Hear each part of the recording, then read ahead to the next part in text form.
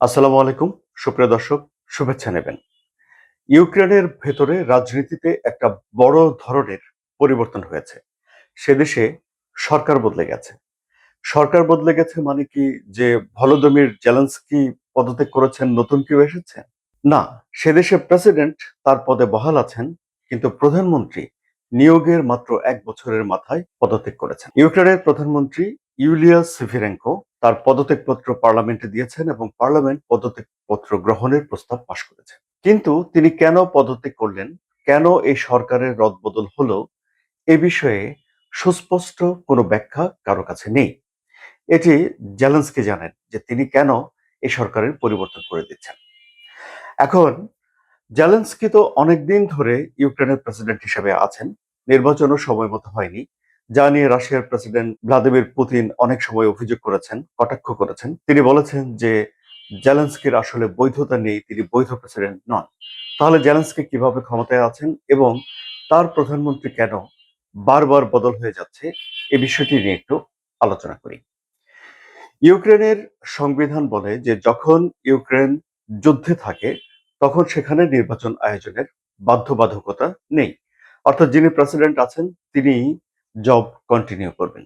সেই হিসেবে নির্বাচন না হলেও জেলেনস্কি ইউক্রেনের বৈধ প্রেসিডেন্ট, যা ইউরোপ মানে, যুক্তরাষ্ট্র মানে। কিন্তু রাশিয়া বলে যে জেলেনস্কির আসলে বৈধতা নেই। এরকম নজির আরো আছে। এই যেমন ধরুন দ্বিতীয় বিশ্বযুদ্ধের সময়ে তখন চার্চিল ছিলেন যুক্তরাজ্যের প্রধানমন্ত্রী। তিনি নির্বাচন না করেই ক্ষমতাতে ছিলেন, কারণ সেখানেও একই রকম নিয়ম রয়েছে। বাট এই যে প্রধানমন্ত্রী, এটি প্রধানমন্ত্রী নিয়োগ দেন রাষ্ট্রপতি, এবং প্রধানমন্ত্রীর কাজ হলো মেইনলি ইউক্রেনের আভ্যন্তরীণ অর্থনীতিকে পরিচালনা করা, রাশিয়ার আক্রমণের মধ্য দিয়ে যেই অবকাঠামোগত ক্ষয়ক্ষতিগুলো হয় সেগুলোকে মেরামত করা, পশ্চিমা বিশ্ব যেসব অর্থনৈতিক সংস্কার করার জন্য প্রস্তাব দেয় বা প্রেসক্রিপশন দেয় সেগুলো পুঙ্খানুপুঙ্খভাবে বাস্তবায়ন করা। তাহলে এই ইউলিয়া সেভেরিঙ্কো, তিনি গত ১ বছরে তাকে একটা শীতকাল পাড়ি দিতে হয়েছে। আপনারা জানেন যে বলা হয়ে থাকে যে রাশিয়ার একজন জেনারেল রয়েছেন যার নাম হলো জেনারেল উইন্টার।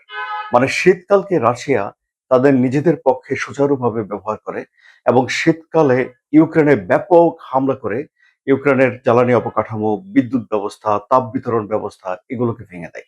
ফলে প্রচুর মানুষ ভোগান্তিতে পড়ে এবং তারা দেশ ছেড়ে দেওয়ার উদ্যোগ নেয়। এরকম একটা শীতকালে পরিস্থিতি তৈরি হয়। এরকম একটা কঠিন শীতকাল এই প্রধানমন্ত্রী পার করেছেন। সামনে আরেকটা শীতকাল আসছে, কিন্তু তার আগেই তাকে সরে যেতে হচ্ছে। তার শাসনামলে ইউক্রেনের ভেতরে সিনিয়র অনেক অফিসিয়ালদের বিরুদ্ধে দুর্নীতির অভিযোগ উঠেছে। ব্যক্তিগতভাবে তার বিরুদ্ধে কোনো রকম দুর্নীতির অভিযোগ ওঠেনি, কিন্তু এই যে দুর্নীতির অভিযোগ উঠেছে এগুলো ঠিকঠাকভাবে দুর্নীতি বন্ধ করার জন্য এই প্রধানমন্ত্রী যথেষ্ট পরিমাণে উদ্যোগ নেননি বলে তার বিরোধী দলের যেসব এমপিরা রয়েছেন ইউক্রেনের পার্লামেন্টে তারা অভিযোগ করেছেন। এখন তারা বলছেন যে জেলেনস্কি কাকে নতুন প্রধানমন্ত্রী নিয়োগ দেন সেটা একটা দেখার ব্যাপার। আবার তিনি সেদেশে যে প্রতিরক্ষা মন্ত্রী রয়েছেন তার সঙ্গে বৈঠক করেছেন। এই প্রতিরক্ষা মন্ত্রী গত ৪ বছর ধরে কাজ করছেন এবং ইউক্রেন এখন রাশিয়ার ভেতরে দূরপাল্লার হামলা করার জন্যে নিজেদেরকে প্রস্তুত করছে এবং রাশিয়ার ভেতরে তারা হামলা জোরদার করছে। এমনকি আন্তর্জাতিক অঙ্গনেও ইউক্রেন ব্যাপকভাবে নিজেদের অবস্থান শক্ত করার চেষ্টা করছে। যদিও রাশিয়ার প্রেসিডেন্ট ভ্লাদিমির পুতিন বলেছেন যে তিনি চান না যে ইউক্রেন কোন রকম জোটে গঠন করুক বা কোন রকম জোটে যাক, মানে ন্যাটো জোটে যেতে পারবে না। কিন্তু আমরা দেখতে পেলাম যে ব্যালিস্টিক মিসাইল থেকে নিজেদের রক্ষা করার জন্য ইউরোপের অন্তত ১০টি দেশ একত্রিত হয়ে একটা জোট করেছে, যে জোটের মধ্যে ইউক্রেন অত্যন্ত গুরুত্বপূর্ণ জায়গায় রয়েছে।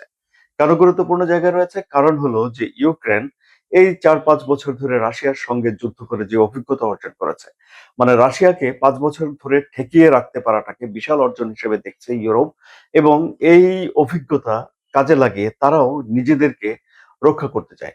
অর্থাৎ ইউরোপের কিছু দেশ এমন আশঙ্কায় ভোগেন যে যদি ইউক্রেনে রাশিয়া জয়লাভ করে তাহলে তারাও আক্রমণের শিকার হয়ে যেতে পারে।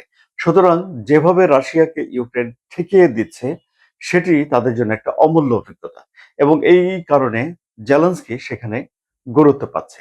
এখন এই যে প্রতিরক্ষা মন্ত্রী, তারও তো এই অভিজ্ঞতার ভিতর দিয়ে যাওয়ার সময় এক ধরনের অবদান রয়েছে।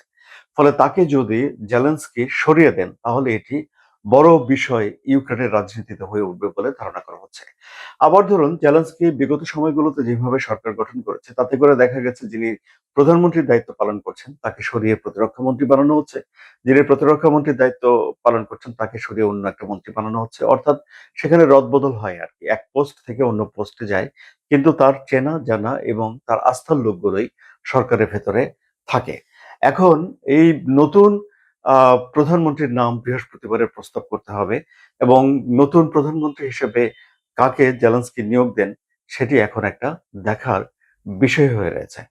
এই যে যুদ্ধকালীন সময়ে এভাবে প্রধানমন্ত্রী বদলের পর এখন অভ্যন্তরীণভাবে ইউক্রেনের ভেতরে অনেকেই বলা শুরু করেছেন যে প্রেসিডেন্টের হাতে আসলে প্রশাসনিক ক্ষমতা অনেক বেশি পরিমাণে কুক্ষিগত হয়ে রয়েছে। অর্থাৎ প্রধানমন্ত্রী আসছে যাচ্ছে কিন্তু তার হাতে খুব বেশি পরিমাণে ক্ষমতা যে থাকছে তা নয়।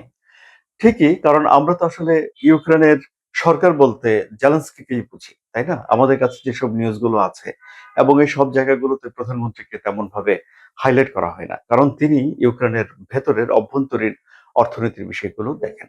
তবে এই যে ইউলিয়া সিভিরেঙ্কো তিনি অর্থনীতির ছাত্রী ছিলেন, অর্থনীতিবিদ ছিলেন। তার বয়সও কম, মাত্র ৪০ বছর হয়েছিল। সুতরাং অর্থনীতি ম্যানেজ করার জন্যে তার এক ধরনের আ গুরুত্ব বা এক ধরনের দক্ষতা ছিল বলেই এখন বিশ্লেষকরা বলছেন। দেখা যাক ইউক্রেন পরিস্থিতি কোন দিকে যায়। আপনাদের কি মনে হচ্ছে? আপনাদের মতামত কমেন্টে জানান। যদি এই আলোচনা ভালো লাগে তাহলে লাইক দিন। শেয়ার করে আলোচনাটি আপনার বন্ধুদেরও দেখার সুযোগ করে দিন এবং ভূ-রাজনীতির জটিল বিষয়গুলোকে সহজ সরলভাবে বুঝতে এই চ্যানেলের সঙ্গে থাকুন। সাবস্ক্রাইব করে। ধন্যবাদ সবাইকে।